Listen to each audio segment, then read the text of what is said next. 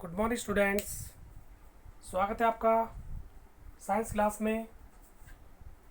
और आज का जो हमारा लेसन है, नया लेसन स्टार्ट हुआ है हेरिडिटी, जिसे हिंदी में कहते हैं आनुवंशिकता।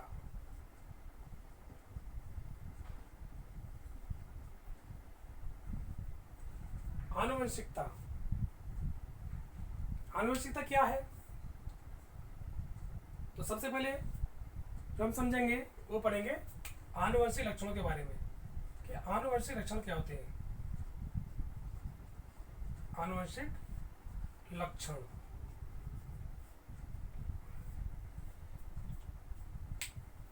आनुवंशिक लक्षण ऐसे लक्षण जो माता पिता द्वारा पीढ़ी दर पीढ़ी उसकी संतान में पहुंचते हैं, ऐसे लक्षणों को आनुवंशिक लक्षण कहते हैं।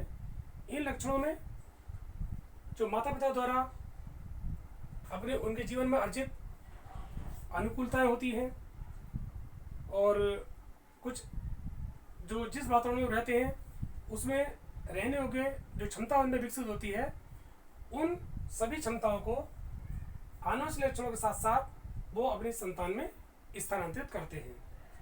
इन आनुवंशिक लक्षणों की संतान में किस प्रकार से वंशागति होती है, उसके अध्ययन को आनुवंशिकता कहते हैं। यानी किस प्रकार से ये आनुवंशिक लक्षण किस माध्यम से संतान में पहुंचते हैं, इस क्रियाविधि का जो अध्ययन कराती है विज्ञान की उस शाखा को हम आनुवंशिकता हेरिडिटी कहते हैं। आनुवंशिकी या आनुवंशिकता की जो खोज की थी, इसके जो खोज करता है वो है Gregor John Mendel. Gregor John Mendel आनुवंशिकी या आनुवंशिकता की जो खोज का श्रेय जाता है वो ग्रेगर जॉन मेंडल को जाता है। ग्रेगर जॉन मेंडल ऑस्ट्रिया देश के रहने वाले थे। ऑस्ट्रिया देश में एक ब्रून शहर है, उस ब्रून शहर में रहते थे और 1822 में इनका जन्म हुआ था। इन्होंने अपनी जो शिक्षा ब्रून शहर में शुरू की और शिक्षा पूरी करने के बाद ये गिरजा जो ब्रून शहर है उसके गिरजाघर में पादरी बन गए। इन्होंने गिरजाघर का जो मैदान था उसमें मटर के पौधे बोए और उन पर अनेक प्रयोग किए। अपने प्रयोगों के विश्लेषण के बाद जो इन्होंने निष्कर्ष निकाला, उन निष्कर्षों को उन्होंने ब्रून की नेचुरल हिस्ट्री सोसाइटी, जो एक वैज्ञानिक सभा होती है, उसे प्रकाशित किया। और ये जो सिद्धांत थे इनके वो सन 1866 में प्रकाशित किए गए। लेकिन जो सोसाइटी के सदस्य थे उन्होंने ग्रेगर जॉन मेंडल के सिद्धांतों पर ध्यान नहीं दिया और इनके जो सिद्धांत थे वो एक फाइल में दबे रह गए। इसके बाद सन 1900 में 3 वैज्ञानिक आए जिनमें कि Hugo de Vries, Carl Correns और एरिक शेरमार्क, ये भी ऑस्ट्रिया और जर्मनी के थे। इन्होंने भी आनुवंशिकता के ऊपर अनेक प्रयोग किए और अपने निष्कर्षों को भी इन्होंने अपनी जो ब्रून शहर की सोसाइटी वहाँ प्रकाशित किया। उसके बाद ग्रेगर जॉन मेंडल के सिद्धांतों पर ध्यान गया और तभी से ग्रेगर जॉन मेंडल को आनुवंशिकता का पिता यानी फादर ऑफ जेनेटिक्स कहा जाता है। तो इसमें अब बात यह आती है कि मेंडल ने जो अपने प्रयोग के लिए मटर का पौधा चुना, उसका क्या कारण रहा? मेंडल ने, जिनका पूरा नाम Gregor John Mendel, Gregor John Mendel को आनुवंशिकता का जनक कहा जाता है। इन्होंने मटर के पौधे पर अनेक प्रयोग किए और इन्होंने जो मटर के पौधे को चुना उसकी जो विशेषताएं हैं वो अब मैं आपको बताता हूँ। इन्होंने बताया कि मटर का जो पौधा होता है वो द्विलिंगी होता है। मटर का पौधा द्विलिंगी होता है, इसका मतलब नर और मादा जनन अंग एक ही पुष्प में पाए जाते हैं। दूसरी विशेषता बताई कि मटर में अनेक तुलनात्मक लक्षण पाए जाते हैं। मटर में अनेक तुलनात्मक लक्षण पाए जाते हैं, यानी जो मटर के जो जातियां होती हैं उनमें कुछ पौधे लंबे, कुछ छोटे, इस तरह से उनमें कई तुलनात्मक लक्षण होते हैं। जैसे बीज का आकार गोल होता है, झुर्रीदार होता है, फली का आकार छोटा होता है, मोटा होता है, फूली हुई फली होती है। इस प्रकार से अनेक तुलनात्मक लक्षण मटर के पौधे में पाए जाते हैं। जो अगली विशेषता थी उन्होंने बताई कि मटर के पौधे में स्वपरागण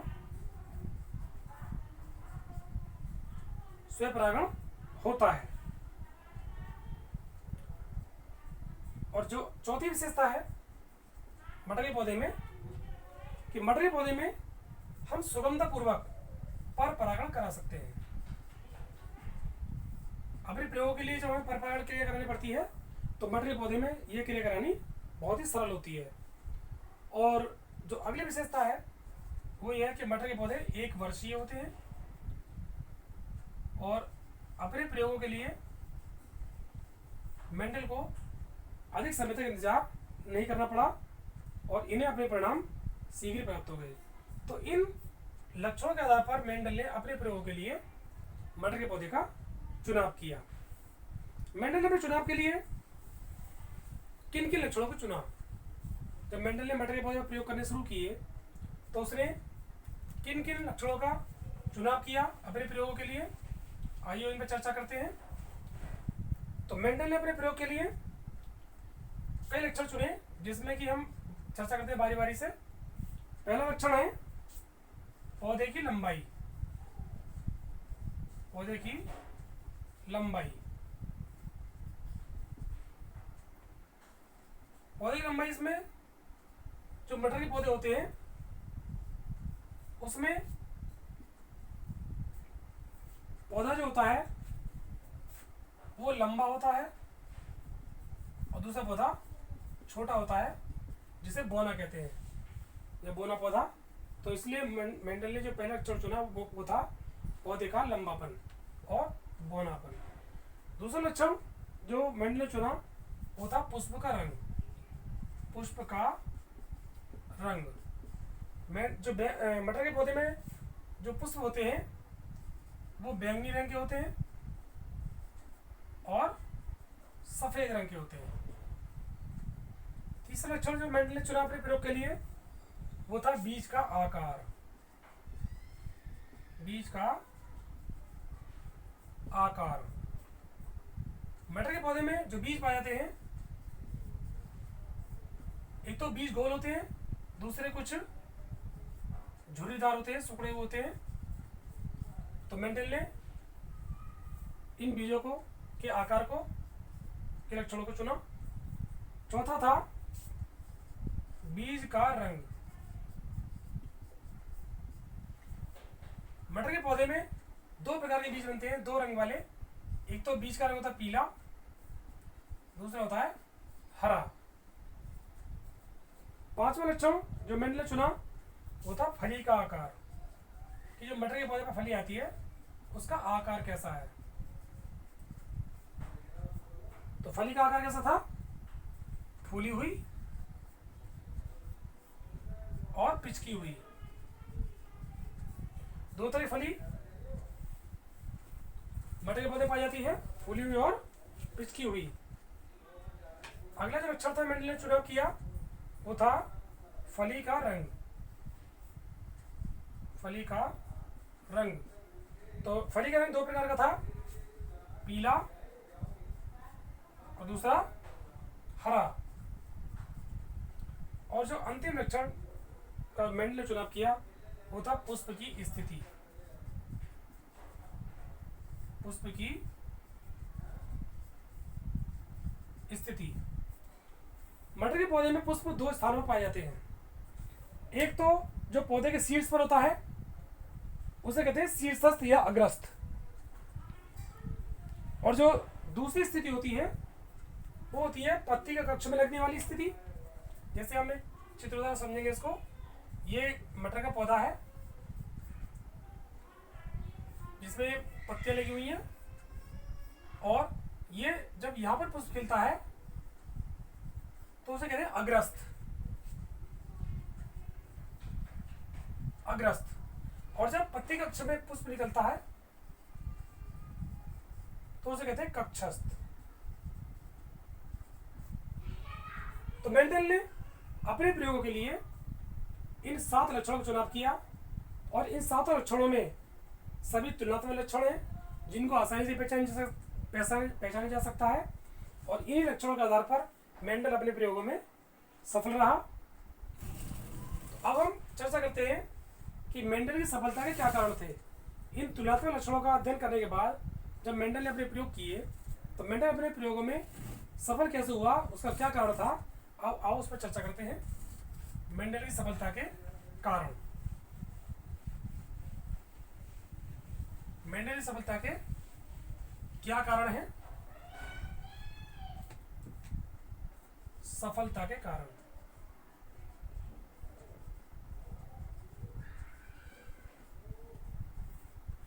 तो मेंडल की सफलता के अनेक कारण हैं, जिसमें पहला है कि मेंडल ने जो पौधों का चुनाव किया वो सभी शुद्ध थे, यानी शुद्ध जाति के पौधे थे, इसलिए मेंडल अपने प्रयोगों में सफल रहा।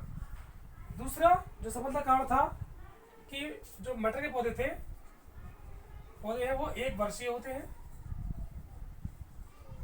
तो जिस मेंडल ने जिस मटर के पौधे पर प्रयोग किया उसको रिजल्ट जल्दी प्राप्त हो गया।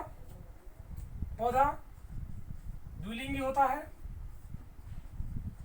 इन दोनों प्रकार के जननांग एक ही पुष्प पर पाए जाते हैं और इनमें स्वयं परागण की क्रिया आसानी से हो जाती है। तो सफलता का दूसरा कारण 1 वर्षीय पौधा, द्विलिंगी, पुष्प वाला और स्वयं परागण क्रिया आसानी से होने वाली, इस प्रकार से मेंडल सफल रहा।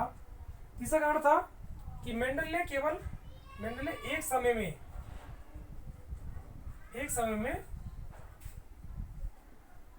एक लक्षण की वंशागति पर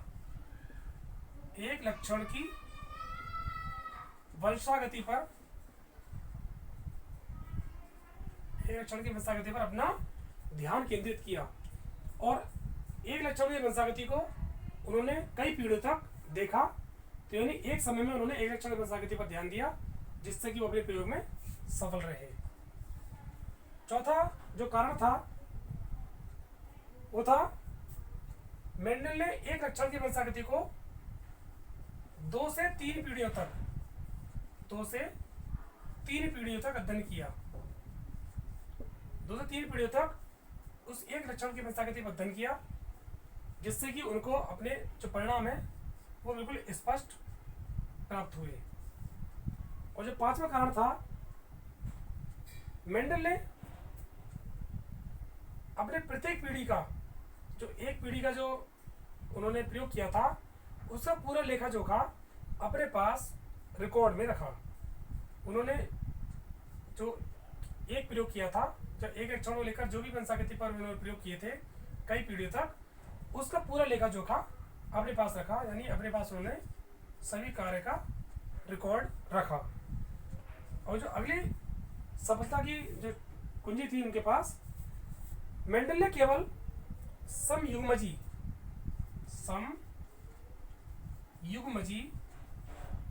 लक्षणों का चुनाव किया।